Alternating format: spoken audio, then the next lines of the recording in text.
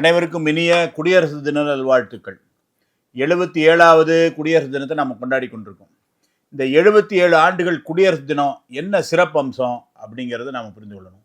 உலக புகழ்பெற்ற ஒரு வாசகம் இருக்கிறது.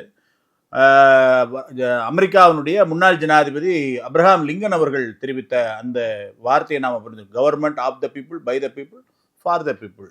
மக்களுக்காக, மக்களே ஆளுகின்ற மக்களுடைய அரசு. இந்த உலக புகழ்பெற்ற இந்த வாசகத்தை நம்ம மறந்து விடக்கூடாது. ஏனென்று சொன்னால், இந்த நாடு 1000 ஆண்டு கால போராட்டத்திற்கு பிறகு மிக அற்புதமான ஒரு விடுதலையை பெற்றிருக்கிறது.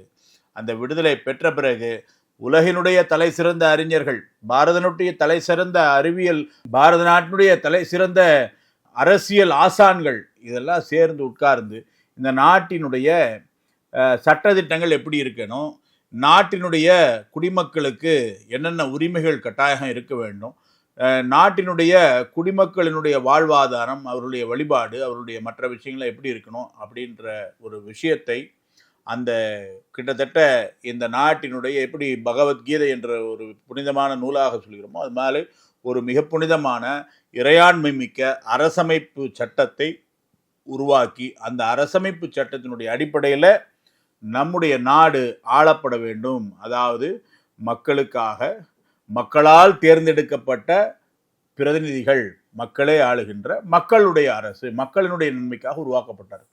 அப்பேற்பட்ட அந்த குடியரசு தினம் இன்றைக்கு 77வது குடியரசு தினத்தை நாம் கொண்டாடி கொண்டிருக்கின்றோம். இந்த குடியரசு தினுடைய மேன்மையை குழந்தைகளுக்கு சொல்லித்தரணும். ஏன்னா லீவு முட்டாய் வாங்கிறதுக்கு அப்படி நினைக்கப்படாது. அதனால இந்த குடியரசுடைய மேன்மையை உணர்த்தி அவர்களை தேசபக்தி உள்ள இந்திய குடிமகன்களாக ஆக்குவதில் நம்ம எல்லோருக்குமே பங்கு இருக்கின்றது.